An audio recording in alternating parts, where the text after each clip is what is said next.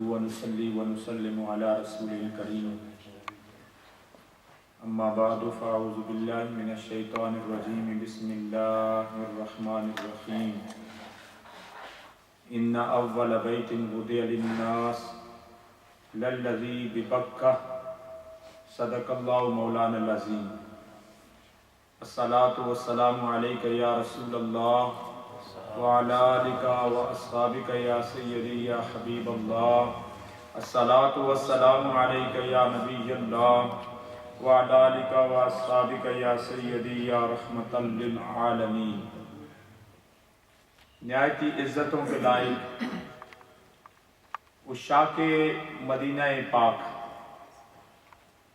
اور اللہ سبحانہ و تعالیٰ کی محبت کے اندر دھڑکنے والے دل اور امت مسلمہ کی مقدس ماؤں اور بہنوں، اللہ سبحانہ و تعالیٰ کا لاکھ لاکھ شکر اور احسان جس اللہ نے ایک مرتبہ پھر ہمیں ویکلی محفل ذکر میں آنے کی توفیق عطا فرمائی۔ آپ کے علم میں ہے کہ یہ اللہ کا ذکر یہ دنیا کی ساری فکروں سے بندے کو آزاد کر دیتا ہے، اور توبہ و استغفار یہ اللہ سبحانہ و تعالیٰ کی بارگاہ عالیہ میں بمنزلہ ربڑ ہے کہ جب آپ کچھ لکھ لیتے ہیں تو اس کے ساتھ اس کو مٹا بھی سکتے ہیں۔ جب آپ توبہ و استغفار کرتے ہیں تو آپ کی سلیٹ گناہوں سے پاک اور صاف ہو جاتی ہے۔ اللہ تعالیٰ خاص اپنا فضل اور کرم فرماتے ہیں۔ یہ آج کے مہینے ہیں اور جمعۃ المبارک میں بھی میں نے اسی حوالے سے آپ حضرات کے سامنے کچھ بیان کیا تھا۔ انشاءاللہ تعالی ہم 13 تاریخ کو 13 اکتوبر کو انشاءاللہ تعالی یہاں سے قادریہ ٹرسٹ سے ہمارا قافلہ حرمین طیبین کی طرف انشاءاللہ ان خوبصورت چہروں کے ساتھ مدینہ پاک کے عاشقوں کے ساتھ رواں اور دواں ہوگا انشاءاللہ تعالی۔ اور جب کسی کو پتہ چل جاتا ہے کہ اس نے حرمین طیبین کی حاضری کے لیے جانا ہے تو وہ ایسے ہے، علماء فرماتے ہیں جیسے درخت کے ساتھ پھل لگ جاتا ہے۔ اب اس پھل کو بچانے کے لیے حشرات الارض سے، پرندوں سے، ہوا سے، گرمی اور سردی سے مالی جو ہے وہ کوشش کرتا ہے کہ اس پھل کو کچھ نہ ہو، دن رات اس کی راکھی کرتا ہے۔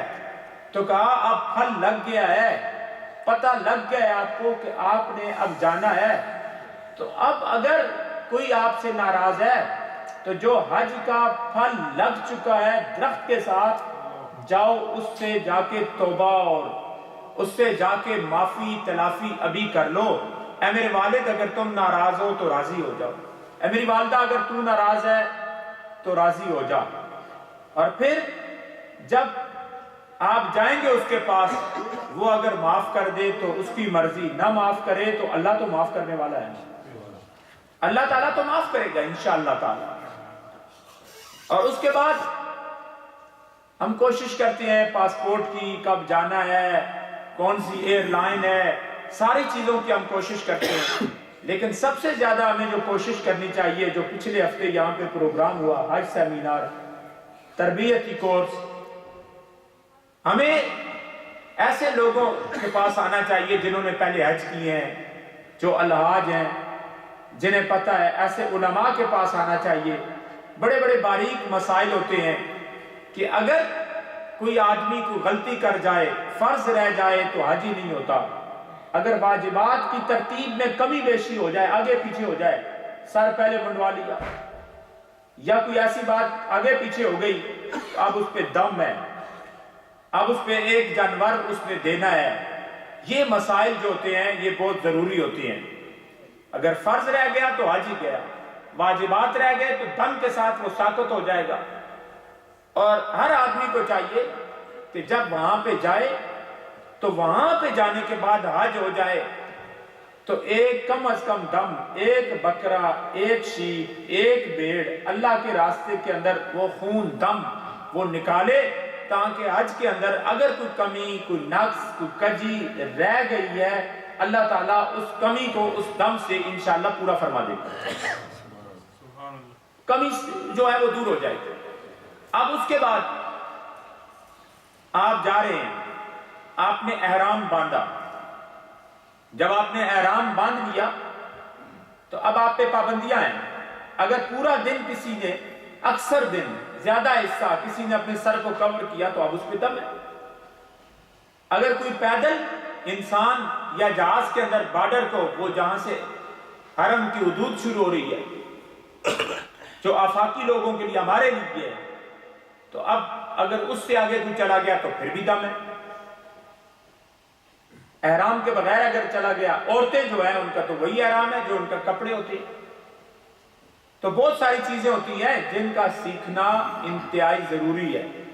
اور پھر انسان جب وہاں اس مقدس سرزمین پہ قدم رکھتا ہے تو پھر اس کی زبان سے یہ آواز جو اللہ کو بڑی پسند ہے، لبیک اللہم لبیک لبیک لا شریک لک لبیک ان الحمد والنعمت لک والملک لا شریک لک کی صدا کو وہ بلند کرتا ہے۔ اور پھر ایک کپڑے سب نے پہنے ہوتے ہیں، ایک ڈریس ہوتا ہے سب کا، اور وہ کپڑے پہن کر جب رب کے حضور بندہ حاضری کے لیے جاتا ہے تو یہ سوچے کہ جب وہاں جاؤں گا تو میری شان یہ ہوگی کہ جیسے ماں کے پیٹ سے آج ہی میں پیدا ہوا ہوں، اللہ تعالیٰ اس کو گناہوں سے ایسے پاک اور صاف فرما دیتے ہیں۔ یہ نیت، یہ انٹینشن بندہ لے کے وہاں پہ جائے، یہ نہ ہو کہ ہالیڈیز پہ جا رہا ہوں، یہ نہ ہو کہ سارا وقت ٹیلی ویژن کو دیکھتے ہوئے گزار دے، یہ نہ ہو کہ 1,00,000 نمازوں کا ثواب وہ چھوڑ کے ادھر ادھر جو ہے وہ بازاروں کے چکر لگاتا رہے۔ میرے ساتھ ایسے لوگ، خوبصورت لوگ جو جاتے کبھی نماز ان کی کبھی مس نہیں ہوئی، آپ ایسے لوگوں کے ساتھ جائیں۔ اگر ان سے کوئی کمزوری ہو تو آپ انہیں اٹھائیں، آپ سے کوئی کمزوری ہو تو وہ آپ کو اٹھائیں، پیار کے ساتھ، محبت کے ساتھ۔ جب یہ قافلہ ایسے 1 مہینہ، 3 ویکس، 4 ویکس، 2 ویکس وہاں پہ جب گزارے، واپس آئیں تو اللہ تعالیٰ آپ کو حج مقبول اور حج مبرور کا ثواب عطا فرمائے۔ یہ تبھی ہوتا ہے جب آپ کا سنگ اچھا ہو، سنگ ترے، سنگ ترے۔ وہ ایک بزرگ تھے نا، وہ جا رہے تھے تو ایک آدمی جو ہے وہ اورنج، ایک آدمی جو ہے وہ سنترے، مالٹے بیچ رہا تھا۔ تو انہوں نے دیکھا کہ وہ بندہ کہہ رہا تھا سنگ ترے سنگ ترے، تو وہ بے ہوش ہو گئے۔ تو جب ہوش میں آئے تو انہوں نے پوچھا بھی کیا ہوا آپ کو؟ تو انہوں نے کہا سنا نہیں یہ کیا کہہ رہا تھا؟ سنگ ترے، جو اچھے سنگ ہیں وہ تر گئے، جو اچھے خوبصورت لوگ ہیں، آپ جب ان کے ساتھ ہوتے ہیں تو اللہ تعالیٰ آپ کو حج مقبول اور حج مبرور، عمرہ مقبول اور عمرہ مبرور کا اللہ ثواب عطا فرماتا ہے۔ اچھے سنگ، اچھے سنگوں کی تلاش کریں، اور جب آپ وہاں پہ جائیں، وہ جگہ کہ جس کے بارے میں کہا گیا ان اول بیت وضع للناس للذی ببکہ، بے شک پہلا گھر، پہلی 4 دیواری جو ہے اس زمین پر، روئے زمین پر، وہ اللہ کا گھر جو عبادت کے لیے، لوگوں کی عبادت کے لیے وضع کیا گیا، بنایا گیا، للذی ببکہ، وہ تو مکہ میں۔ اور وہ کیسا گھر ہے؟ مبارک ہے، برکت والا ہے، وَهُدًى لِّلْعَالَمِينَ، اور پوری کائنات کے لیے وہ ہدایت کا مرکز ہے۔ وہ گھر کوئی عام گھر نہیں۔ میں نے پہلے بھی عرض کیا کہ ساری کائنات میں پانی پانی تھا، پانی پانی تھا۔ اب اللہ کا حکم ہوا، اللہ نے فرمایا کن، زمین بن جا، فیکون، بس بن گئی۔ وہاں ایک بلبلہ پانی کا اٹھا، اور حدیث پاک کا مفہوم اس طرح ہے کہ وہ پھیلتا گیا پھیلتا گیا پھیلتا گیا، جہاں تک گیا یہ ساری کی ساری زمین بن گئی اور خشک ہو گئی، پانی پانی تھا سارا۔ اور بالکل جہاں سے یہ بلبلہ اٹھا تھا، اس کی ابتدا ہوئی تھی، وہ جگہ بالکل مڈل ہے پوری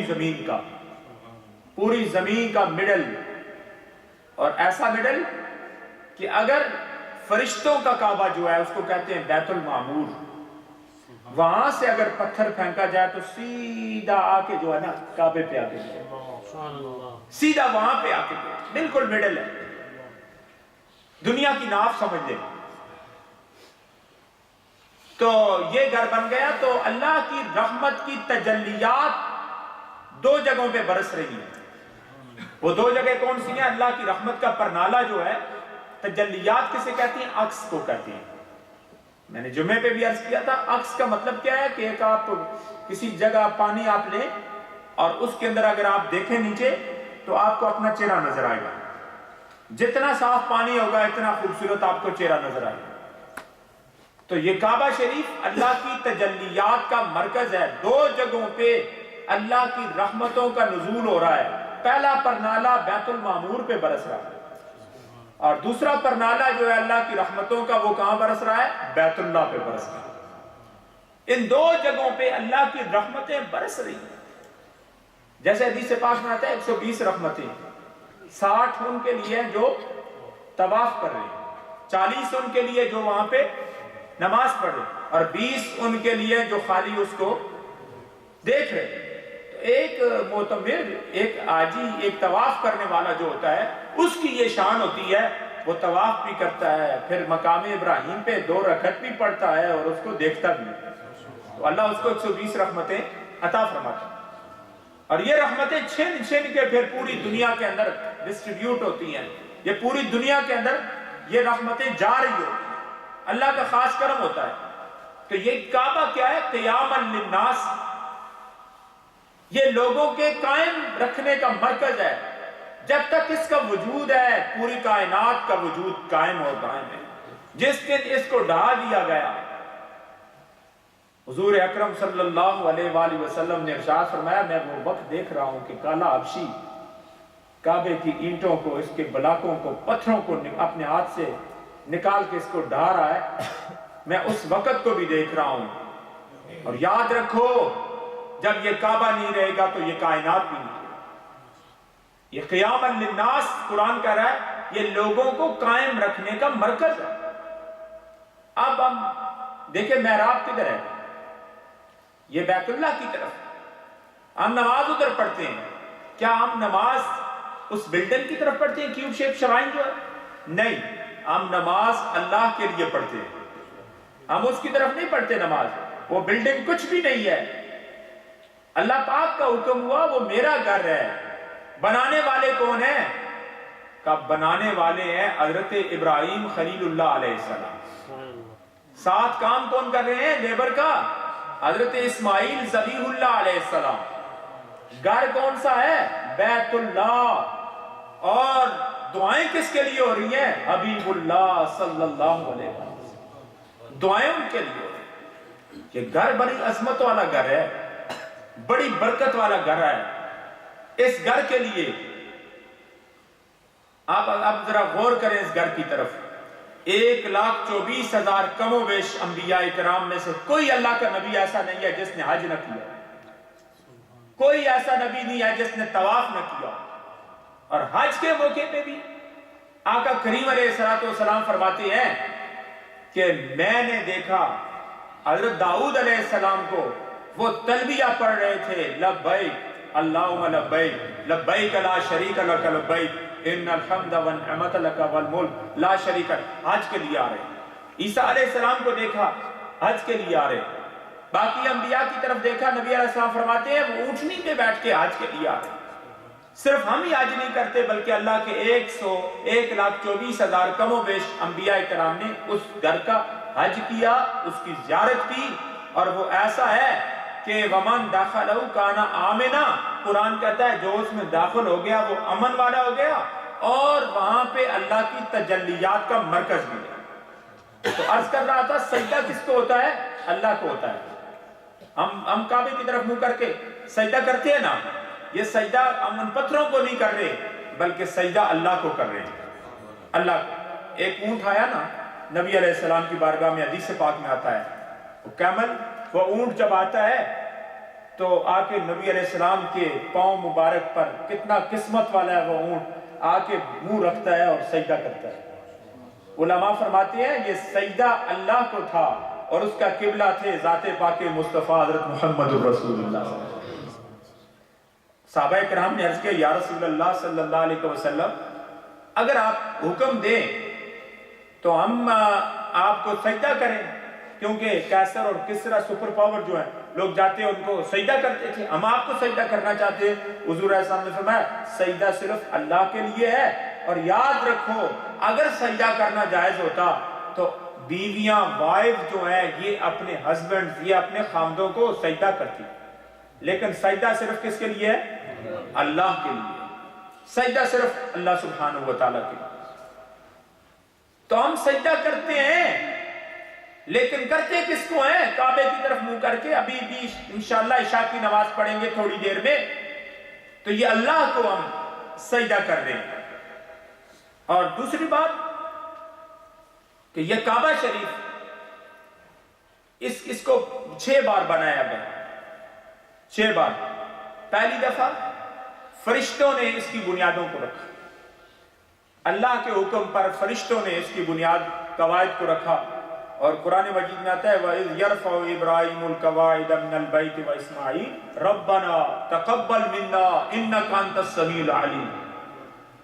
وَإِذْ اس میں اذکر محذوف ہے، یعنی اس کا مطلب ہے یاد کرو اے میرے محبوب وہ وقت کہ آپ تو تھے اس وقت اپنے باپ اور اپنی ماں کے پاس اس وقت موجود تھے، اس دنیا میں تشریف نہیں لائے تھے، لیکن آپ دیکھ رہے تھے اس وقت کو بھی کہ جب حضرت ابراہیم علیہ السلام اس کی قواعد کو، اس کی فاؤنڈیشن کو، اس کی بنیادوں کو اٹھا رہے تھے، اور ساتھ ان کے بیٹے بھی تھے اور دعا کر رہے تھے ربنا تقبل منا انک انت السمیع العلیم، اے اللہ ہم سے اس خدمت کو قبول فرما، تو سننے والا بھی ہے اور علم رکھنے والا بھی ہے۔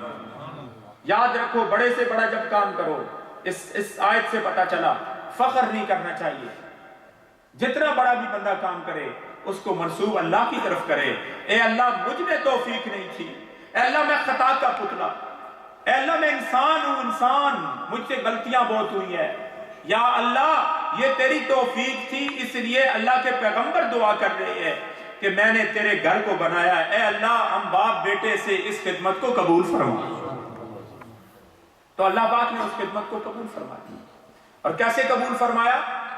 انہوں نے کہا یا اللہ گھر تو بنا دیا، یا اللہ یہاں کون آئے گا اس گھر کی طرف؟ تو اللہ نے فرمایا کہ آپ اعلان کر دیں، اعلان کرنا آپ کا کام ہے، لوگوں تک پہنچانا میرا کام ہے۔ قیامت تک آنے والے لوگ جتنی بار کوئی لبیک کہے گا اتنی مرتبہ اس میرے گھر کی طرف آئے گا، حج اور عمرے کرتا رہے گا۔ نہ جانے یہ میرے ساتھ حجاج حاجی صاحبان دونوں بیٹھے کتنی مرتبہ لبیک لبیک ہی کہتے رہے، اس وقت یہ خاموش ہی نہیں ہوئے۔ تو اللہ کا کرم اور اس کا فضل کہ آپ لوگ کبھی رمضان شریف میں جا رہے ہیں اور کبھی آپ رمضان کے بعد جا رہے ہیں اور حج پہ جا رہے ہیں، یہ اللہ کا خاص کرم۔ اور پھر سنگ ترے جو اچھے سنگ مل گئے تو ان کے ساتھ اللہ تعالیٰ ہر سال جو ہے وہ حاضری کی توفیق پھر بندے کو عطا فرما رہا ہے۔ یہ اللہ تعالیٰ خاص کرم کر رہا ہے، خاص کرم۔ پہلی دفعہ یہ کب بنا؟ فرشتوں نے بنایا، اور اس کے بعد اللہ نے کہا کہ میں زمین میں خلیفہ بنانا چاہتا ہوں۔ اب خلیفہ بن گئے، پہلے اس بارے میں آتا ہے اللہ نے زمین پہ بھیجا آدم علیہ السلام کو۔ اے اللہ بیت المعمور تھا، وہاں مزہ تھا، یا اللہ زمین پہ نہیں، اللہ پاک نے فرشتوں کو بھیجا، اس کے آثار اس کے سائن بتا دیے، یہ جگہ ہیں، اور وہاں پہ اللہ کے گھر کو دوبارہ ان قواعد پہ ان بنیادوں پہ کھڑا کیا گیا۔ اور پھر حضرت آدم علیہ السلام نے نہ جانے کتنے حج کیے، اور آپ جو ہے اس کی طرف آتے گئے، اور پھر اس کے بعد طوفان نوح آیا، تیسری مرتبہ فلڈ آیا، سارے کا سارا معاملہ خراب ہو گیا۔ اب وہ پھر کعبہ شریف جو ہے اس کا پتہ ہی نہیں تھا کدھر ہے اور کدھر نہیں ہے۔ اب پھر اللہ سبحانہ وتعالی نے فلسطین سے حضرت ابراہیم علیہ السلام کو بھیجا، ساتھ ان کے بیٹے کو بھیجا، اور پھر ان کو نشانی بتائی گئی، بتایا گیا یہ حجر اسود ہے اور یہ رکن یمانی ہے۔ وہ پتھر بھی حضرت جبرائیل امین لے کے آئے، اور پھر اس کو بنیادوں سے کھڑا کیا گیا۔ بنایا گیا. اور پھر اس کے بعد چوتھی مرتبہ قریش نے اس اللہ کے گھر کو بنایا، کہا حلال پیسہ لگائیں گے، حرام پیسہ نہیں لگائیں گے. اب قریش نے اس گھر کو دوبارہ بنا دیا. اب دوبارہ یہ گھر بنا، انہوں نے کہا حلال کا پیسہ لگائیں گے. تو حتیم جو ہے یہ اصل میں کعبے کا حصہ ہے. آپ اندر سے نماز ہوتی ہے تو دیکھا ہے آپ نے کبھی نماز پڑھتے وہاں پہ ظہر عصر مغرب عشاء فجر کی کبھی نماز جنازہ میں کبھی کسی کو اندر دیکھا ہے آپ نے؟ تو کہا گیا کہ حلال پیسہ لگانا ہے. اب وہ پیسہ حلال کا تھا اس لیے، اور وہاں پہ حضور اکرم صلی اللہ علیہ وآلہ وسلم نے حجر اسود کو اپنے ہاتھ سے اٹھایا، اور سارے جتنے بھی وہاں کے لوگ تھے ان کے اندر اتفاق نہیں تھا. ہر کوئی چاہتا کہ حجر اسود کو میں رکھوں، یہاں پہ میں رکھوں، اللہ مجھے یہ عزت دے دے. تو حضور اکرم صلی اللہ علیہ وسلم نے فرمایا فیصلہ یہ ہوگا سب سے پہلے کل صبح جو آئے گا وہی حجر اسود کو اٹھا کے رکھے گا. اللہ کا کہنا ایسا ہوا. صبح کو کیا ہوا؟ محمد ابن عبداللہ صلی اللہ علیہ وآلہ وسلم سب سے پہلے آئے. سب نے کہا یہ صادق بھی ہے اور امین بھی ہے، یہی رکھیں گے. تو آپ نے دیکھا اب قوم جو ہے وہ تو مان گئی. آپ کیسے صادق تھے اور امین تھے، کیسا نبی علیہ السلام کی ذات اقدس میں اللہ پاک نے وَإِنَّكَ لَعَلَىٰ خُلُقٍ عَظِيمٍ کالا جو ہے معیار رکھا تھا. حضور صاحب نے ایک چادر رکھی نیچے، حجر اسود کو اس پہ رکھا، اور جتنے بھی قریش کے سردار تھے سب کو کہا تو چادر پکڑ، تو بھی پکڑ، تو بھی پکڑ. سب نے چادر پکڑی، اوپر کیا. رسول اللہ صلی اللہ علیہ وسلم نے حجر اسود کو اٹھا کے وہاں پہ نصب کر دیا. سارے کے سارے بھی خوش ہو گئے. اور حضور علیہ السلام چھوٹی عمر ہے، ابھی نبوت سے پہلے کا وقت ہے، اور حضور علیہ السلام تو حجر اسود کیا ہے؟ حدیث میں آتا ہے یہ دودھ کی طرح صاف تھا. جیسے دودھ ہوتا ہے نا، ایسے جیسے آپ کو شیشہ ہوتا ہے، آپ گاڑی میں بیٹھے ہوتے ہیں تو آپ دیکھتے ہیں سامنے گاڑیوں کو دیکھ سکتے ہیں، ایسے تھا بالکل ایسے. تو دوسری طرف آپ دیکھ سکتے تھے. تو اب کیا ہوا کہ کعبہ شریف کے ساتھ لگا، لوگوں کے گناہوں کو چوس کے یہ جو ہے وہ کالا ہو گیا. فرمایا حجر اسود اللہ کا دایاں ہاتھ ہے. نبی علیہ السلام فرماتے ہیں حجر اسود اللہ کا دایاں ہاتھ ہے. اور جب تم جاؤ حجر اسود کا استعلام کرنے کے لیے، حضور صاحب نے چھڑی بھی اس کو لگائی، ہاتھ پہ لگایا، بوسہ بھی دیا نبی علیہ السلام نے حجر اسود کو. تو بتایا یہ جا رہا ہے یہ حجر اسود کو جب تم بوسہ دو، استعلام کرو یا چھڑی لگاؤ، تو پھر کہا یہ کوئی عام چیز نہیں ہے بلکہ یہ اللہ کا دایاں ہاتھ ہے. جب اللہ کے دائیں ہاتھ کو ہاتھ لگا رہے ہو تو یاد رکھو تم اللہ کے ساتھ مصافحہ کر رہے ہو. جب اللہ کے ساتھ مصافحہ کر رہے ہو تو پھر اپنے آپ کو ظاہری طور پر بھی صاف کرو اور باطنی طور پر بھی صاف کرو، اندر سے بھی صاف کرو. یہ نہیں ہے اندر سے بندہ کالا ہو، انسان ہے، انسان سے غلطی ہو جاتی ہے، لیکن اللہ فرماتے ہیں یا ایھا الذین آمنوا توبوا الی اللہ توبۃ نصوحا، اے ایمان والو توبہ کرو، ایسی توبہ جو پکی اور سچی توبہ ہو. توبہ کرو. اب توبہ کرنے کے بعد جب آپ حجر اسود کو ہاتھ لگائیں گے، رکن یمانی اور حجر اسود کے درمیان آپ کیا پڑھتے ہیں؟ اللہم ربنا، سارے پڑھیں اللہم ربنا آتنا فی الدنیا حسنہ وفی الآخرۃ حسنہ وقنا عذاب النار وادخلنا الجنۃ مع الابرار یا عزیز یا غفار یا رب العالمین. آپ یہ پڑھ رہے ہوتے ہیں اور وہاں پہ نہ جانے کتنے انبیاء کی قبریں وہاں پہ موجود ہیں. جہاں آپ چل کے جا رہے ہوتے ہیں نا، کتنے نبیوں کی قبریں وہاں پہ موجود ہیں. اور نبی علیہ السلام نے فرمایا یہ سب سے زیادہ قبولیت کی جگہ ہے. اور پھر آپ جب ساتھ آتے ہیں آگے ذرا چلتے ہیں، ملتزم ہے. ملتزم وہاں نبی علیہ السلام، یہ کون سی جگہ ہے؟ حجر اسود سے لے کر دروازے کے درمیان جو جگہ ہے اس کو کیا کہتے ہیں؟ بعض کہتے ہیں ملتزم. ملتزم کا مطلب ہوتی ہے ناپاکی. ملتزم تو ملتزم جو ہوتا ہے وہاں پہ نبی علیہ السلام نے اپنی رخسار کو لگایا. نبی علیہ السلام بڑے روئے، اور نبی علیہ السلام جو ہے وہاں پہ امت کے لیے دعائیں کرتے رہے. تو وہاں پہ جو ہے ہمیں چاہیے کہ جائیں، اپنے سینے کو لگائیں، اپنی رخسار کو لگائیں، ادھر سے لگائیں، ادھر سے لگائیں. اور پھر ہم جو ہے ختیم کے اندر جو پرنالہ ہے، وہ آج صاحب یاد ہے وہ منظر آپ کو؟ پرنالہ، وہ خوبصورت آدمی، جوان آدمی، وہ کیا دعا کر رہا تھا، قربان جائیں اس کی جوانی پہ. تو وہاں پہ نبی علیہ السلام نے خاص کر کے دعا کی تو وہاں بعض لوگ ہوتے ہیں کہ کوئی غلاف کعبہ کے ساتھ چمٹا ہوا ہے، کوئی رکن یمانی کو بوسے دے رہا ہے، کوئی کیا کر رہا ہے. بھئی یہ تو ثابت نہیں ہے. ہمیں تو وہ کام کرنے ہیں جو نبی علیہ الصلوۃ والسلام سے ثابت ہے. ہم نے تو وہ کام کرنے وہاں پہ جا کے. اور یہ تو 4 دفعہ میں نے بتا دیا نا. پانچویں دفعہ عبداللہ ابن زبیر، جو زبیر بن عوام رضی اللہ تعالیٰ عنہ کے صاحبزادے تھے اور امیر مکہ تھے، انہوں نے اللہ کا گھر بنایا. اللہ کا گھر تعمیر دوبارہ ہوئی قریش کے بعد. اب انہوں نے کیا کیا؟ ڈور کو نیچے کر دیا، دروازے کو نیچے کر دیا. دروازہ نیچے ہو گیا. عائشہ صدیقہ رضی اللہ تعالیٰ عنہا نے نبی علیہ الصلوۃ والسلام ام المومنین نے کہا میرا دل کرتا ہے میں کعبے کے اندر جاؤں. حضور صاحب نے ہاتھ کو پکڑا اور خطین میں لے گئے. کہا سنو، یہ خطین کی جگہ میری قوم نے جب پیسہ لگایا، حلال کا پیسہ لگانا تھا، تو یہ جگہ کعبے کے اندر کی جگہ ہے، لہٰذا یہاں نماز پڑھو. یہاں نماز پڑھنا ایسے ہے جیسے تو نے کعبے کے اندر نماز پڑھی. ورنہ رسول اللہ صلی اللہ علیہ وسلم کو پتا تھا میری امت کے غریب لوگ آئیں گے، ان کے لیے ڈور نہیں کھلے گی. امیروں کے لیے تو ڈور کھل جائے گی، غریبوں کے لیے نہیں کھلے گی. لہٰذا جب وہ وہاں پہ جائیں گے، خطیم کے اندر پہنچیں گے، تو خطیم کے اندر پہنچتے ہی وہ ایسے ہے جیسے کعبے شریف کے اندر چلے گئے. کعبے شریف کے اندر ہی پہنچ گئے. تو پھر اس کے بعد حضرت عبداللہ ابن زبیر نے اس گھر کو بنایا. حجاج بن یوسف آ گیا 6 مرتبہ. اب اس نے اس گھر کو بنانے کی کوشش کی اور اس نے کہا عبداللہ ابن زبیر کا نام قیامت تک زندہ رہ گیا. لڑائی ہوئی نا، تو حضرت ابراہیم علیہ السلام نے جو دمبا اللہ کے راستے کے اندر جو جنت سے آیا تھا، وہ دمبا جو ذبح کیا تھا قربانی کے لیے، اس کے سینگ بھی اندر موجود تھے. تو حجاج بن یوسف کی جو آرمی تھی انہوں نے گولہ باری کی اور اس سے وہ سینگ بھی جل گئے اور عبداللہ ابن زبیر بھی وہاں پہ شہید کر دیے گئے. اب حجاج بن یوسف آ گیا، اس نے کہا ان کا نام رہے گا، اب میں دوبارہ اس کی تعمیر کرتا ہوں. اس نے کعبے کے دروازے کو اوپر کر دیا، پہلی تعمیر کے مطابق کر دیا.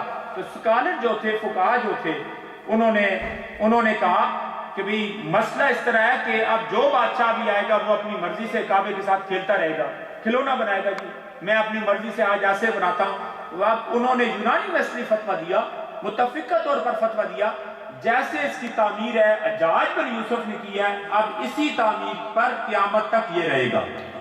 اب اسی تعمیر پہ. ابھی نماز کا ٹائم قریب ہے، 3 منٹ رہ رہے ہیں. تو یہ کعبہ شریف کیا ہے؟ کعبہ شریف پہ جب جاؤ، وہاں سے واپس آؤ، تو پھر اللہ کا خاص کرم ہوتا ہے. 3 قسم کے حاجی ہوتے ہیں. ایک تو وہ ہوتے ہیں جو کہتے ہیں چلو جی جائیں گے، ہالیڈیز ہوگی، کچھ دن گزریں گے، کمروں میں 5 اسٹار ہوٹلز ہوں گے، وہاں پہ جا کے ہم ٹیلی ویژن دیکھیں گے، نہ جانے گانے سنیں گے، کیا کچھ کریں گے. دوسرے کہتے ہیں چلو شاپنگ کریں گے، ٹائم پاس کر کے واپس آئیں گے، واہ واہ ہوگی، ہار ڈلیں گے. ایک وہ ہوتے ہیں کہ چلو جی ہم وہاں پہ گئے تو حج کر لیں گے اور حج کر کے واپس آ جائیں گے.